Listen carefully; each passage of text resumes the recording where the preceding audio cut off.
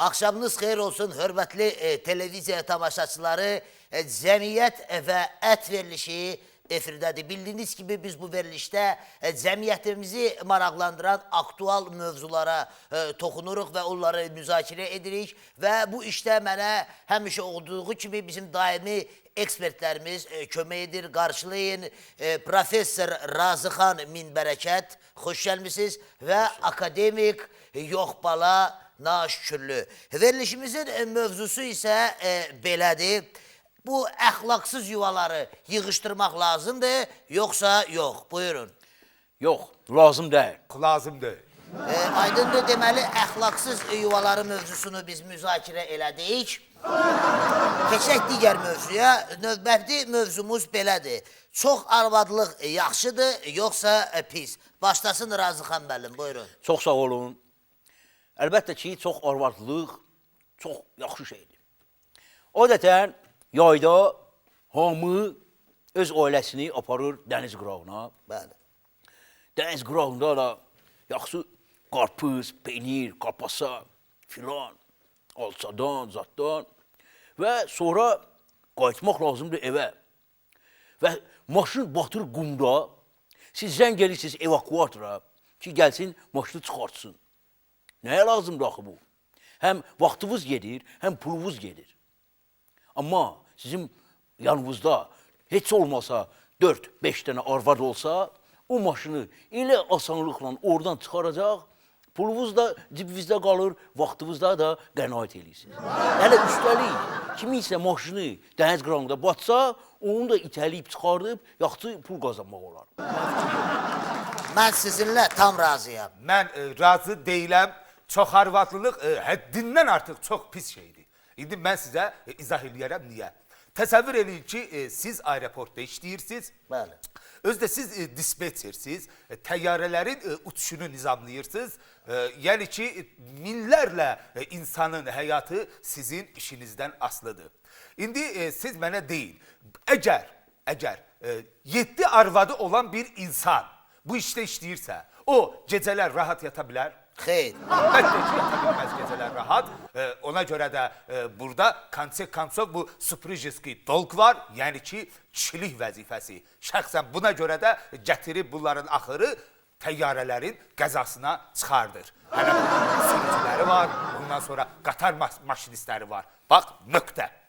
Mən sizinlə tam razıyam. Yox, çox arvadlıq, çox gözəl şeydir. Bax, təsəvvür edin, kişi yorğun işdən gəlir evə. Gəlib uzanır divanda, televizoru qoşur, kanalları fırladır, ora, bura ki, maraqlı bir şey tapsın. Amma televizorda bir dənə maraqlı veriliş, kino falan, beşməkan yoxdur. Tək arvadı olan kişi başlayacaq darıxmağa. Amma çox arvadlı olan kişi, arvadların hamısını yığacaq bir otağa və dibindən bir dənə brilyant üzüyü çıxarıb deyəcək ki, bax bu brilyant üzüyü hamınız üçün almışam. Özünüz aranızda bölüşdürün. Bax burada başlayır səhər. Boyevik, boy bespravel, thriller, ujaz, komediya, melodrama falan beşməkan. Başa düşürsünüz. Və mən sizə inandırım ki, heç kabel televiziyası da lazım deyil. Mən sizinlə tam razıyam. Mən heç də razı deyiləm. Bu televiziya mövzusunu davam etdirmək istəyirəm. Bu çox arvadlılığın ziyanından sizə bir misal gətirmək istəyirəm. Təsəvvür eləyin, çox arvad olan evdə arvadlar yığışıblar, seriala baxırlar. Özünüz də bilirsiniz də, arvadlar çox emosional məxluqlardır. Hər şeyi ürəklərlə götürürlər. İndi siz təsəvvür eləyin, 9 dənə arvad oturub seriala baxır, ağlayırlar. Baxırlar, ağlayırlar. Baxırlar, ağlayırlar. Bu vaxt nə baş verir? Düzdür. Evi su basır. Və aşağıdakı qonşu gəlir, sizlə başlayır dava dalaşa, qırğır başlayır və qonşunun evini remont eləmək üçün siz nə edirsiniz? Çıxardırsınız, tık, 2000 manat qonşuya verirsiniz. Bir də baxırsınız ki, vay, nəmişlikdən sizin öz parketlərinizdə nə edeyim? Şişib, qalxıb yuxarıya. Ona görə də deyirəm ki, çox arvadlılıq, çox ziyanlı bir şeydir. Mən sizinlə tam razıyam. Siz nə danışırsınız? Mən indi sizə çox arvadlığın xeyrini bir düstur şəklində izah edəcəm. Buyurun. Siz bilirsiniz ki, kişilər müxtəlif olur. Onların arasında zəif xarakterli də var. Və təsəvvür edin ki, bu kişi Zəif xarakterli. Bəli, Bəli. işdən evə yorğun gəlir, ac yalavac. Arvadı biraz yeməyi yubadanda bu başlayır istəsin onu danlasın. Və danlamaq istəyəndə arvad bunu salır təpiyin altına, o ki var çırpır.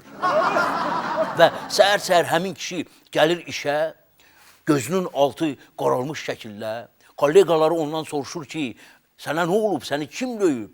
Axı bu utanır desin ki, məni arvadım döyüb.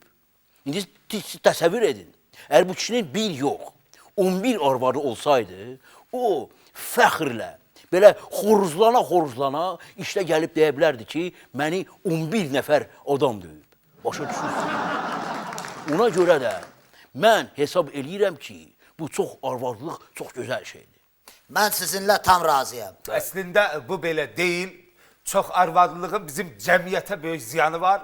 Xüsusən də işsizliyin artmasına səbəb olur çox arvadlıq. İndi mən sizə deyərəm nətər. Buyurun. Təsəvvür eləyin, bir kişi səhər evdən çıxıb işə gedir. İşə gedib nə eləyir? Arvadı ilə sağollaşır. Sağ ol əzizim, mən getdim işə, maç. Düzdür? Düzdür. Bəli, həmin kişi. Təsəvvür edin ki, o kişinin 50 dənə arvadı var indi. Və bu evdən çıxıb işə gedəndə bütün arvadları ilə sağollaşmalıdır. Sağ ol əzizim, mən getdim işə, maç. Sağ ol əzizim, mən getdim işə, maç. Sağ ol əzizim, mən getdim işə, maç. 50-ciyə çatanda olur axşam saat 6. Bu da işə gedir, çata bildir və bunu işdən atırlar bayıra. Əlbəttə ki, Bəli, yetişkindir. işsiz kişinin də ailəsi axır əvvəl dağılmalıdır. İndi gördünüz, çox arvadlılıq necə ziyanlı şeydir, nöqtə. Mən sizinlə tam razıyam. Əziz savaşçılar, verilişimizin aforizmi belədir. 9 arvadı olan kişinin bir katibiyə ehtiyacı yoxdur.